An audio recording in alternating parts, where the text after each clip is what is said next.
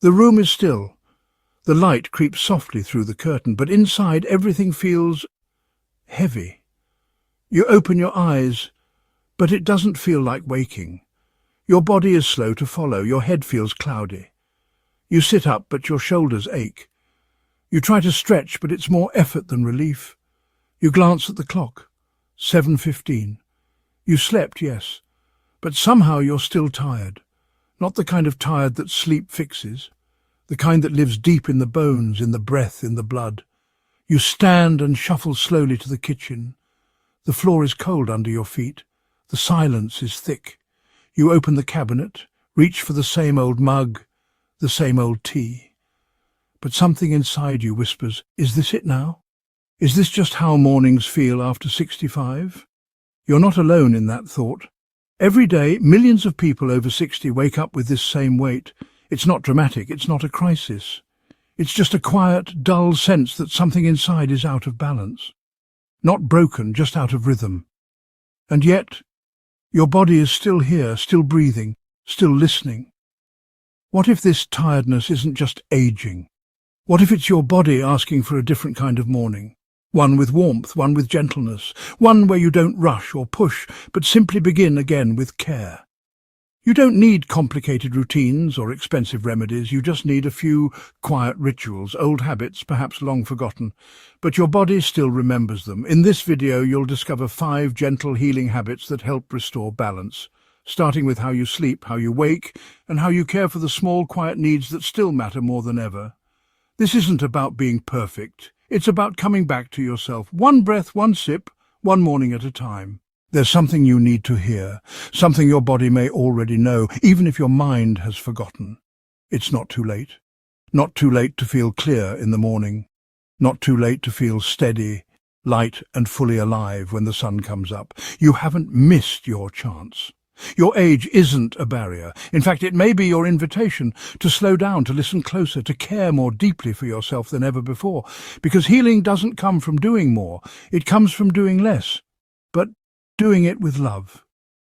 Each of the habits in this video is simple. You don't need fancy equipment. You don't need to memorize rules. You just need to return to presence, to rhythm, to things that nourish instead of drain. A cup of something warm, a breath taken slowly, a quiet moment before the noise begins. That's where your day can change. That's where your energy lives, not in effort, but in awareness. So if you've been waking up tired, don't give up. Your body hasn't given up on you. It's waiting for you to come home. It might sound odd at first, placing a clove of garlic under your pillow, but sometimes the oldest habits are the ones that speak most directly to the body. For generations, people across cultures have used garlic not just for cooking, but for calm. Not because it's magic, not because of folklore, but because it works. Garlic contains natural sulfur compounds that slowly release their scent through the night. And while the science points to mild anti-inflammatory and calming effects, what matters more is this. It signals stillness. The smell is earthy, grounding, unmistakable. The moment you lie down, the body picks up that signal and thinks, now we rest. It becomes part of your nighttime environment, just like the cool sheets, the darkened room, the slow breath. At first, the scent may seem strong, even strange, but give it a few nights. You'll notice something soft start to shift. You begin to associate that quiet garlic presence with safety, with quiet, with sleep. It's a kind of muscle memory, not for movement, but for relaxation. And for many people, it's the first step towards deeper, uninterrupted rest. Here's how to do it. Take 1 clove of fresh garlic. Gently crush it, just enough to release its scent. Wrap it loosely in a thin cloth or tissue. Tuck it under your pillow, near where your head rests. That's it. You don't need to explain it to anyone. You don't need to believe in anything. You just need to try it and notice how your body responds. Because sleep isn't only about how long you rest. It's about how deeply your body lets go, how fully your nervous system unwinds, how completely your breath slows down. And sometimes a single clove of garlic placed with intention can do what no sleeping pill ever will. It reminds your body that it's okay to rest. It's okay to stop holding, to stop thinking, to simply be. Not everything healing has to be loud. Sometimes healing begins in silence, beneath a pillow, under the scent of something ancient and real. Imagine this. The house is quiet. The lights are dim. You stand by the stove, slowly warming a cup of milk. You crush a small clove of garlic, not too much, just enough to release its essence, and stir it into the milk. It sizzles softly. The scent rises, not sharp, but comforting. You stir in a spoonful of honey, and suddenly the whole cup smells like home. This isn't a remedy. It's a ritual. A way to say to your body, "Thank you for carrying me through the day. Now it's your turn to be held." For generations, this warm drink has been used to calm the nervous system, relax digestion, and ease the body into sleep. Milk contains natural tryptophan, which helps promote melatonin. Garlic supports circulation and relieves internal tension. And honey, just a touch, gently stabilizes blood sugar through the night. But beyond the science, something deeper happens here. You're not drinking this to fix something. You're drinking it to feel safe, to soothe the tightness in your chest, to quiet the racing thoughts, to send warmth into places that have been holding too much for too long. And as you wrap your hands around the cup, you realize it's not just the drink that's helping, it's the act of care.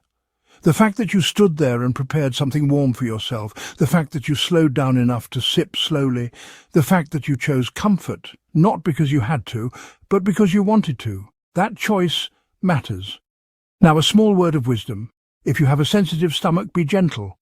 Use just half a clove of garlic. If you have acid reflux or are on blood thinners, check with your doctor. You don't need to use this every night, only when it feels right. And when it does, let it become a small ceremony, something you look forward to, a moment that's just yours, at the end of a long day. Because rest isn't something we fall into. It's something we prepare for, lovingly. And sometimes all it takes is a warm cup, a soft light, and a quiet whisper to yourself. Tonight, I will rest well, because I've earned it.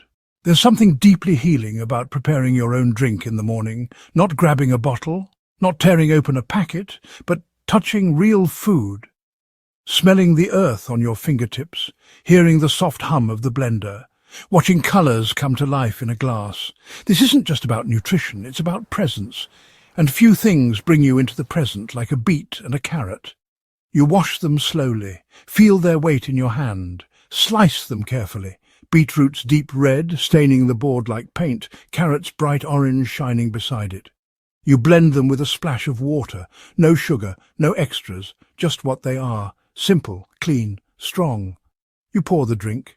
You notice the colour, rich, bold, full of life, and then you sip.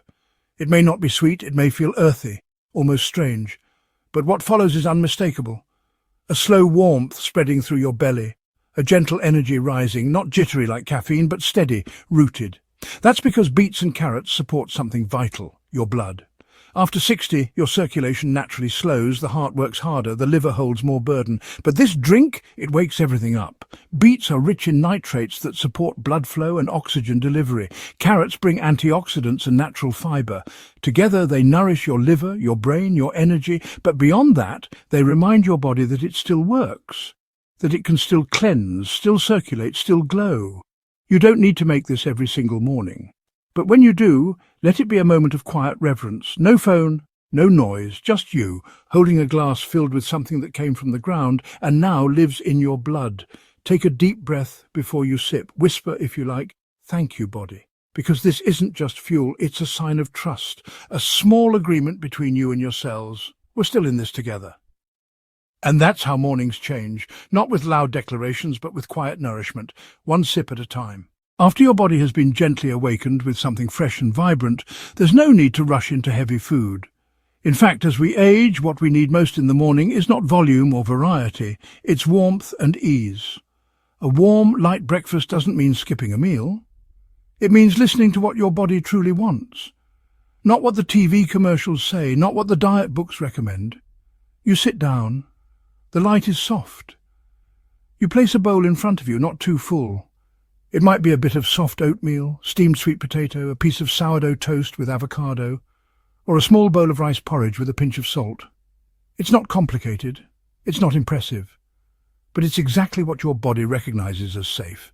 You take the first bite, you chew slowly. There's no rush to finish, no need to clean your plate. This is about gentle nourishment, not rules or goals. Why warm foods? because warmth soothes. It tells your stomach, you're safe to digest now. It supports blood flow to your core. It avoids the cold shock that stiffens joints and confuses your metabolism in the early hours. And when you eat something light, your body doesn't need to fight. It doesn't swell, it doesn't protest, it simply receives and thanks you. There's no perfect menu. Some mornings you'll feel like toast, others a little fruit and tea. That's okay. What matters is how you eat, not just what. Are you present? Are you kind to yourself? Are you starting the day with pressure or peace? So tomorrow, when you sit down to eat, don't ask, is this healthy? Ask, does this feel kind? Because kindness to your stomach in the morning becomes clarity in your mind by midday. And when your body feels supported, your whole day moves differently, not faster, but more freely. You don't need to meditate. You don't need to sit cross-legged or close your eyes if that feels unnatural. But after you eat, after you drink, after your body has been gently woken, there's something powerful about just being still. 1 minute, not for productivity, not for planning, but for presence. You can sit by a window, wrap your hands around a warm mug, let the steam rise to your face and let your breath match its pace, slow, soft, real. Maybe you say nothing. Maybe you whisper something, I'm still here. Today I want peace. Thank you, morning. Or maybe you write just one line in a notebook, not a journal, not a diary, just a quiet reflection. This morning I noticed, this isn't about goals, this is about awareness. When you take even 1 minute to pause, you're reminding your nervous system that it's not in danger. You're telling your brain that it doesn't need to rush. You're telling your heart that it's okay to beat slowly. And here's the beauty of it. The more often you pause like this, the more your body learns to stay calm longer. You teach yourself how to remain steady, not by forcing stillness, but by choosing it. So try it tomorrow. Before the phone, before the noise, just sit and be. Let that 1 quiet minute shape the rest of your morning, not because you were disciplined, but because you remembered something essential. You are not behind, you are not broken. You are already enough right here in this breath. There's a quiet joy in healing. Not the kind you shout about, not the kind you post online, but the kind that makes you want to turn to someone and say, hey, this helped me. Maybe it could help you too. That's what generosity looks like when it comes to self-care. It's not big. It's not loud. It's making a little extra juice and pouring it into a second cup. It's sliding a note under a neighbour's door. This warm drink helped me sleep last night. Want to try it? When you share something that made you feel better, even in the smallest way, you're not just giving away a habit. You're giving away hope. You're saying, I see you. I know it's hard sometimes. Let's feel better together. This doesn't mean becoming a health coach. It means becoming a friend who listens, a spouse who offers without judgment, a grandparent who gently models what care looks like. Because when you feel good, you glow in a way that others notice. And when you share that glow, your own light deepens. You don't have to inspire. You just have to be real. So if these habits help you, even one of them, don't keep it to yourself. Healing expands when it's shared. And your small act of care might be exactly what someone else needed to begin. There will be mornings when you forget, when the garlic stays in the kitchen, when the juice doesn't get made, when the only thing you manage is sitting in silence for a few seconds. That's okay. You are not here to follow a perfect checklist. You're here to build a relationship with yourself. And like any relationship, there will be good days and tired ones. There will be mornings that feel light and others that feel like moving through fog. But none of it is failure. Your body does not need you to be flawless. It just needs you to come back, to return again and again with softness. To say, I didn't show up yesterday, but I'm here now. Because healing doesn't happen in one perfect week. It happens in small moments of returning to warmth, to breath, to care. So, if you've skipped a habit, or even all of them, take a breath. Pick one. Do it gently. And remember, your body never stopped listening. It's still with you. And it forgives faster than you do. When we talk about independence, we often imagine big things, driving ourselves, carrying groceries without help, managing medications and appointments. But the truth is, real independence starts in the quiet. It begins in the small choices no one else sees, the ones you make before anyone wakes up, the ones that say, I still take care of me. Pouring yourself a warm drink, taking that first deep breath by the window, preparing a breakfast that soothes instead of spikes. These are not just health tips, they're acts of ownership. Because after 65, your independence isn't just physical, it's emotional. It's waking up and knowing that you still choose your rhythm, that you still have agency over how your day begins. You're not waiting for someone to tell you what to do.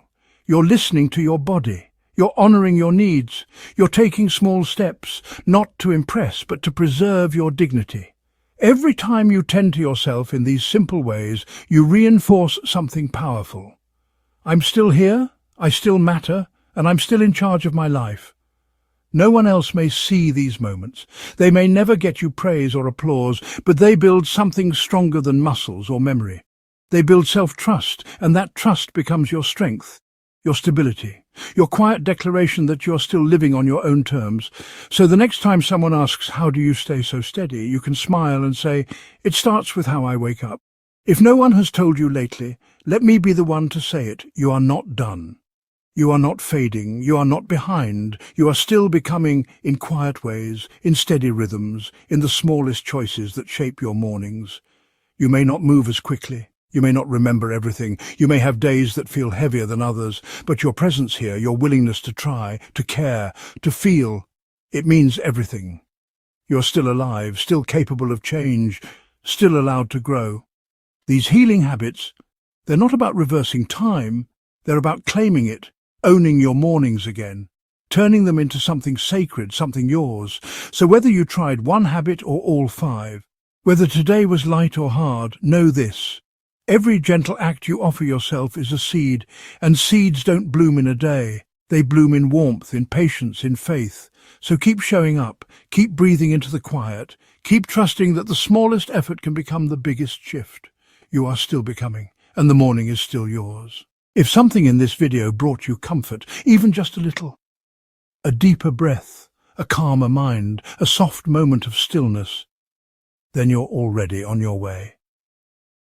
And if you thought of someone while listening, a friend who hasn't been sleeping well, a partner who wakes up tired, a neighbour who seems a little quieter than usual, consider sharing this with them, not as advice, not as instruction, but as a gentle offering. This helped me feel more like myself. Maybe it could help you too.